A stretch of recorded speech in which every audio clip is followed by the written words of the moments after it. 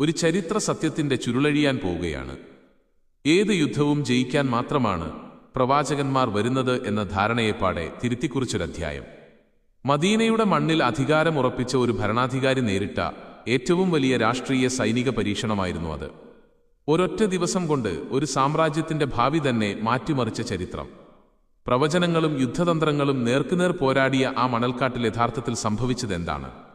ഒരു ഭാഗത്ത് ആത്മീയതയുടെ കരുത്തും മറുഭാഗത്ത് നിലനിൽപ്പിനായുള്ള പോരാട്ടവും അണിനിരന്നപ്പോൾ കാലം അവിടെ ചില ചോദ്യങ്ങൾ ബാക്കിവെച്ചു. ആ ചോദ്യങ്ങൾ ഇന്നും ചരിത്രകാരന്മാർക്കിടയിൽ വലിയ ചർച്ചകൾക്ക് വഴിവെക്കുന്നുണ്ട്. ദൈവീകമായ ഒരു സംരക്ഷണ വലയത്തിൽ ജീവിക്കുന്ന മനുഷ്യർക്ക് എങ്ങനെയാണ് ഇത്രയും വലിയൊരു തകർച്ച നേരിടേണ്ടി വന്നത്? കേവലം ഒരു യുദ്ധത്തിന്റെ ജയപരാജയങ്ങൾക്കപ്പുറം വലിയൊരു രാഷ്ട്രീയ അട്ടിമറിയുടെ കഥയാണ് ഉഹുദ് മലയടിവാരത്തിന് പറയാനുള്ളത്. കേട്ടുശീലിച്ച ചരിത്ര വഴികളിൽ നിന്നും മാറി നടന്ന് ഇതിന്റെ ആഴങ്ങളിലേക്ക് ഇറങ്ങിച്ചെല്ലുമ്പോൾ മാത്രമാണ് ആ സത്യം നമുക്ക് മനസ്സിലാകുക. ബദർ യുദ്ധം കഴിഞ്ഞ് കൃത്യം ഒരു വർഷം തികയുന്ന ആ നാളുകളിലേക്ക് നമുക്കൊന്ന് പിന്നോട്ട് സഞ്ചരിക്കാം. മക്കയിലെ ഖുറൈശികൾ തങ്ങളുടെ തകർന്ന സമ്പദ്വ്യവസ്ഥയെ വീണ്ടെടുക്കാനും പ്രതികാരം തീർക്കാനുമായി വലിയൊരു സൈന്യവുമായി പുറപ്പെടുന്ന ആ നിമിഷത്തിൽ നിന്നാണ് ഈ കഥ ആരംഭിക്കുന്നത്. മക്കയിലെ ആ കച്ചവട പ്രഭുക്കന്മാരുടെ മനസ്സിൽ കനലായി എരിയുകയായിരുന്നു ബദറിലെ ആ പരാജയം. തങ്ങളുടെ പ്രിയപ്പെട്ടവരുടെ ചോര വീണ മണ്ണിൽ നിന്ന് അവർ പ്രതികാരത്തിന് ഉറച്ചാണ് പുറപ്പെട്ടത്. ഇത് വെറുമൊരു യുദ്ധമായിരുന്നില്ല, മറിച്ച് തങ്ങളുടെ അന്തസ്സും നിലനിൽപ്പും തിരിച്ചുപിടിക്കാനുള്ള ജീവൻ മരണ പോരാട്ടമായിരുന്നു. മക്കയിലെ വലിയ വ്യാപാരികൾ തങ്ങളുടെ സമ്പാദ്യവും ലാഭവുമെല്ലാം ഈ ഒരു ലക്ഷ്യത്തിനായി മാറ്റിവെച്ചു. മറുഭാഗത്ത് മദീനയിൽ പുതിയൊരു ഭരണക്രമം കെട്ടിപ്പടുക്കുകയായിരുന്നു പ്രവാചകൻ മുഹമ്മദ്. ബദറിലെ വിജയത്തിന് ശേഷം മക്കക്കാരുടെ പ്രധാന വരുമാനമാർഗമായ സിറിയയിലേക്കുള്ള വ്യാപാര പാതകൾ പൂർണ്ണമായും തടസ്സപ്പെടുത്താൻ മദീനയിലെ സൈന്യത്തിന് കഴിഞ്ഞിരുന്നു. കച്ചവടം മുടങ്ങിയതോടെ മക്കക്കാർക്ക് കിഴക്കൻ പാതയായ ഇറാഖ് വഴി സഞ്ചരിക്കേണ്ടി വന്നു. എന്നാൽ അവിടെയും നിരന്തരമായ സൈനിക നീക്കങ്ങളിലൂടെ ലക്ഷക്കണക്കിന് ദിർഹം വിലമതിക്കുന്ന സ്വത്തുക്കളാണ് മദീനയിലെ സൈന്യം പിടിച്ചെടുത്തത്. സരീഖ്, സഫവാൻ, ദുൽ അമർ തുടങ്ങിയ ചെറു ആക്രമണങ്ങൾ മക്കയുടെ സാമ്പത്തിക നട്ടെല്ല് ഒടിക്കുന്നതായിരുന്നു. അതുകൊണ്ടുതന്നെ സ്വന്തം കച്ചവട സ്വാതന്ത്ര്യവും ജീവനും സംരക്ഷിക്കാൻ മക്കയിലെ ജനങ്ങൾക്ക് മുന്നിൽ ഒരേയൊരു വഴി മാത്രമേ ഉണ്ടായിരുന്നുള്ളൂ. മദീനയുടെ ഈ സാമ്പത്തിക ഉപരോധത്തെ നേരിടാൻ അവർ വലിയൊരു സൈനിക നീക്കത്തിന് തയ്യാറെടുത്തു. ആകാശത്ത് യുദ്ധത്തിന്റെ കറുത്ത മേഘങ്ങൾ ഉരുണ്ടുകൂടാൻ തുടങ്ങിയത് അങ്ങനെയാണ്. ശത്രുക്കൾ വലിയൊരു സൈന്യവുമായി തങ്ങളെ ലക്ഷ്യമാക്കി വരുന്നുണ്ടെന്ന വാർത്ത മദീനയിലാകെ പടർന്നു. സാധാരണക്കാർക്കിടയിൽ പരിഭ്രാന്തി പടരാതിരിക്കാൻ പ്രവാചകൻ തന്റെ അനുയായികൾക്ക് വലിയ ആത്മവിശ്വാസമാണ് നൽകിയത്. ബദറിലെ യുദ്ധത്തിൽ സംഭവിച്ചതുപോലെ ഈ പോരാട്ടത്തിലും മാലാഖമാരുടെ വലിയൊരു പട തന്നെ ആകാശത്തുനിന്ന് ഇറങ്ങിവരുമെന്ന പ്രവചനങ്ങൾ അവർക്കിടയിൽ ശക്തമായിരുന്നു. മുൻപ് സഹായിച്ച അള്ളാഹു ഇനിയും തങ്ങളെ കൈവിടില്ലെന്ന് ആ ജനത ഉറച്ചു വിശ്വസിച്ചു. ആയിരക്കണക്കിന് മലക്കുകളെ അയച്ച് ശത്രുക്കളെ തകർക്കുമെന്ന ആ ദൈവീക വാഗ്ദാനം ഓരോ പടയാളിയുടെയും ആവേശം ഇരട്ടിയാക്കി. ഖുർആനിലെ സൂറത്ത് ആലു ഇമ്രാനിൽ പറയുന്നത് പോലെ ആത്മീയമായ ആ വലിയ ഉറപ്പിന്മേലാണ് അവർ യുദ്ധക്കളത്തിലേക്ക് നീങ്ങിയത്. ചരിത്രത്തിലെ ഏറ്റവും വലിയൊരു പോരാട്ടത്തിന് വേദിയാകാൻ ഉഹുദ് മലയടിവാരം ഒരുങ്ങി. പ്രവാചകന്റെ തന്ത്രങ്ങൾ വളരെ കൃത്യമായിരുന്നു. ശത്രുക്കളുടെ നീക്കങ്ങളെ പ്രതിരോധിക്കാൻ ഉഹുദ് മലയുടെ തന്ത്രപ്രധാനമായ ഒരു ഭാഗത്ത് അദ്ദേഹം അമ്പെയ്ത്തുകാരുടെ ഒരു പ്രത്യേക സംഘത്തെ കാവൽ നിർത്തി. ഒരു കാരണവശാലും ആ മലമുകളിൽ നിന്നും താഴേക്കിറങ്ങരുതെന്ന കർശനമായ നിർദ്ദേശമാണ് അവർക്ക് നൽകിയിരുന്നത്. യുദ്ധത്തിന്റെ ആദ്യഘട്ടത്തിൽ കാര്യങ്ങളെല്ലാം പ്രവാചകൻ വിചാരിച്ചതുപോലെ തന്നെയാണ് നീങ്ങിയത്. മദീനയുടെ സൈന്യത്തിന് യുദ്ധക്കളത്തിൽ വലിയൊരു മേധാവിത്വം ലഭിക്കാൻ തുടങ്ങി. എന്നാൽ ആ ആവേശം അധിക നേരം നീണ്ടുനിന്നില്ല. വിജയം സുരക്ഷിതമെന്ന് കരുതിയ ആ നിമിഷത്തിലാണ് യുദ്ധത്തിന്റെ ഗതി ആകെ മാറിമറിഞ്ഞത്. ശത്രുക്കൾ പിൻവാങ്ങാൻ തുടങ്ങിയതോടെ അവർ ഉപേക്ഷിച്ചുപോയ വലിയ തോതിലുള്ള യുദ്ധമുതലുകൾ മലമുകളിലെ അമ്പെയ്ത്തുകാരുടെ ശ്രദ്ധയിൽപ്പെട്ടു. കൽപ്പനകൾ ലംഘിക്കരുതെന്ന പ്രവാചകന്റെ കർശന നിർദ്ദേശം ആ ധനമോഹത്തിനു മുന്നിൽ നിഷ്പ്രഭമായി. കൊള്ള മുതൽ മറ്റുള്ളവർ കൈക്കലാക്കുമോ എന്ന ഭയത്താൽ തങ്ങൾ കാവൽ നിന്ന തന്ത്രപ്രധാനമായ മലമുകളിൽ നിന്നും അവർ കൂട്ടത്തോടെ താഴേക്ക് ഓടിയിറങ്ങി. ആത്മീയതയുടെയും ദൈവീക കൽപ്പനകളുടെയും വലിയ പാഠങ്ങൾ ഉൾക്കൊണ്ട അനുയായികളുടെ യഥാർത്ഥ ലക്ഷ്യം കേവലം ലൗകിക സമ്പത്തായിരുന്നു എന്ന് തെളിയിക്കുന്നതായിരുന്നു ആ നീക്കം. ഖുറൈശി സൈന്യത്തിന്റെ കമാൻഡറായിരുന്ന ഖാലിദ് ഇബ്നുൽ വലീദ് എന്ന യുദ്ധതന്ത്രജ്ഞൻ ഈ സുവർണാവസരം കൃത്യമായി മനസ്സിലാക്കി. മലമുകളിലെ കാവലൊഴിഞ്ഞത് കണ്ട അദ്ദേഹം തന്റെ കുതിരപ്പടയുമായി വശങ്ങളിലൂടെ ചുറ്റിവന്ന് മുസ്ലിം സൈന്യത്തെ പിന്നിൽ നിന്ന് ആഞ്ഞാക്രമിച്ചു. അപ്രതീക്ഷിതമായ ഈ ആക്രമണത്തിൽ മദീനയുടെ സൈന്യം പൂർണ്ണമായും ഞെട്ടിപ്പോയി. ജയത്തിന്റെ തൊട്ടരികിൽ നിന്നിരുന്ന അവർ ഒരു നിമിഷം കൊണ്ട് ശത്രുക്കളുടെ വലയത്തിലായി. ചിട്ടയായ ഒരു സൈന്യത്തിൽ നിന്നും അവർ നിമിഷനേരം കൊണ്ട് നിയന്ത്രണം നഷ്ടപ്പെട്ട ഒരു ജനക്കൂട്ടമായി മാറി. വിശ്വസിച്ച ദൈവീക വാഗ്ദാനങ്ങളെല്ലാം ആ മണൽക്കാറ്റിൽ പറന്നുപോകുന്ന കാഴ്ചയാണ് പിന്നീട് ഉഹുദിൽ കണ്ടത്. ശത്രുക്കളുടെ ആ കനത്ത തിരിച്ചടിയിൽ മദീനയുടെ സൈന്യമാകെ ഉലഞ്ഞുപോയി. എങ്ങോട്ട് തിരിയണമെന്നറിയാതെ പടയാളികൾ ചിതറിയോടി. ദൈവത്തിന്റെ നേരിട്ടുള്ള സംരക്ഷണമുണ്ടെന്ന് എല്ലാവരും വിശ്വസിച്ചിരുന്ന പ്രവാചകൻ മുഹമ്മദ് പോലും ആ ക്രൂരമായ ആക്രമണത്തിൽ നിന്നും രക്ഷപ്പെട്ടില്ല. ശത്രുക്കളുടെ കല്ലേറിലും വാളശാർപ്പായ ആയുധങ്ങളുടെ പ്രഹരത്തിലും അദ്ദേഹത്തിന്റെ മുൻപല്ല് തകർന്നു. ധരിച്ചിരുന്ന പടച്ചട്ടയുടെ ഇരുമ്പാണികൾ മുഖത്തേക്ക് ആഴ്ന്നിറങ്ങി ചോരയൊലിപ്പിച്ചു. അമാനുഷികമായ ശക്തികളോ മാലാഖമാരോ ആ നിമിഷത്തിൽ അദ്ദേഹത്തെ കാത്തുരക്ഷിക്കാനെത്തിയില്ല. പ്രവാചകൻ കൊല്ലപ്പെട്ടു എന്നൊരു ശക്തമായ വഹാബ വായുവിൽ പടർന്നതോടെ അവശേഷിച്ച സൈന്യത്തിന്റെ ആത്മവിശ്വാസം പൂർണ്ണമായും തകർന്നു.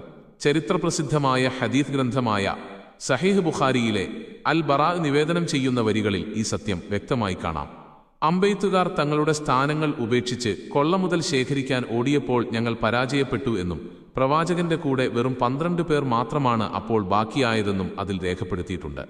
യുദ്ധക്കളത്തിലെ ഒരു സാധാരണ മനുഷ്യ ഭരണാധികാരിക്ക് തന്റെ തന്ത്രങ്ങൾ പിഴക്കുമ്പോൾ സംഭവിക്കുന്ന അതേ ദയനീയ പരാജയമാണ് അവിടെയും സംഭവിച്ചത്. ചോരയൊലിപ്പിച്ചുകൊണ്ട് ഒരു കുഴിയിൽ വീണുപോയ പ്രവാചകനെ താങ്ങി എഴുന്നേൽപ്പിക്കാൻ പോലും വിരലിലെണ്ണാവുന്ന അനുയായികൾ മാത്രമേ ഉണ്ടായിരുന്നുള്ളൂ. തങ്ങളുടെ നേതാവ് ചോരയൊലിപ്പിച്ചു വീണ ആ കാഴ്ച കണ്ടതോടെ സൈന്യത്തിന്റെ അവശേഷിച്ച ധൈര്യവും ചോർന്നുപോയി. ദൈവീകമായ സഹായം ലഭിക്കുമെന്നും തങ്ങൾക്ക് യാതൊരു പരിക്കും ഏൽക്കില്ലെന്നും ഉറച്ചു വിശ്വസിച്ചിരുന്ന സാധാരണക്കാരായ അനുയായികൾക്ക് ആ കാഴ്ച വലിയൊരാഘാതമായിരുന്നു.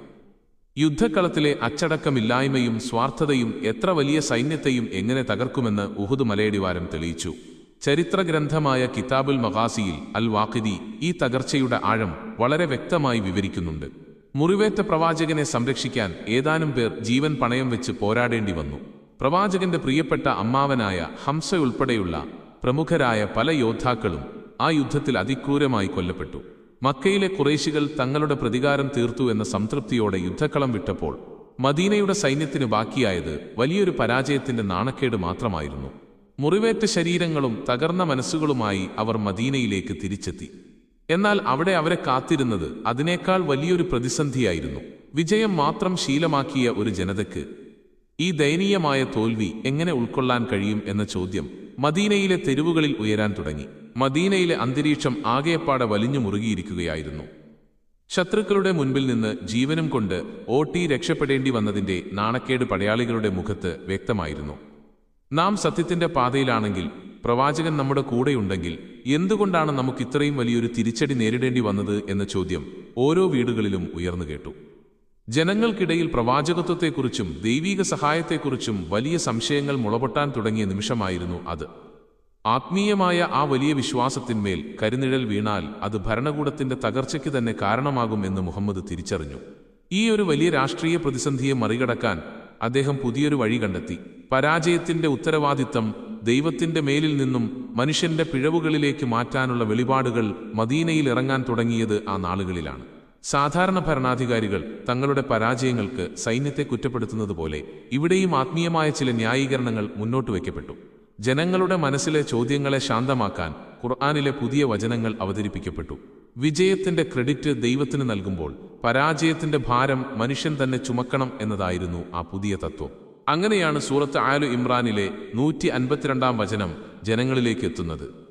അല്ലാഹു നിങ്ങളോടുള്ള വാഗ്ദാനം കൃത്യമായി പാലിച്ചിരുന്നു എന്നും എന്നാൽ നിങ്ങൾ കൊള്ളമുതലിനോട് ആർത്തി കാണിക്കുകയും പ്രവാചകന്റെ കൽപ്പന ലംഘിക്കുകയും ചെയ്തപ്പോൾ അവൻ നിങ്ങളെ പരാജയപ്പെടുത്തി എന്നതുമായിരുന്നു ആ വചനത്തിന്റെ സാരം.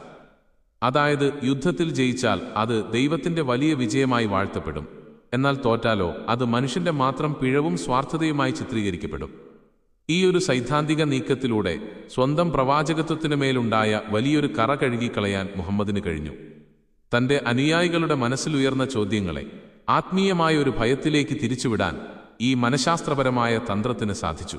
തങ്ങളുടെ അച്ചടക്കമില്ലായ്മ കൊണ്ടാണ് പ്രവാചകന് പരിക്കേറ്റത് എന്ന കുറ്റബോധം പടയാളികളിൽ കുത്തിവെക്കപ്പെട്ടു. തോൽവിക്ക് കാരണം ദൈവീക പ്രവചനങ്ങളുടെ പരാജയമല്ല, മറിച്ച് മനുഷ്യന്റെ ആർത്തിയാണെന്ന് വിശ്വസിപ്പിക്കുന്നതിൽ ആ പുതിയ വെളിപാടുകൾ വിജയം കണ്ടു. രാഷ്ട്രീയ ചരിത്രത്തിൽ ഇതൊരു വലിയ ഭരണതന്ത്രമായിട്ടാണ് വിലയിരുത്തപ്പെടുന്നത്.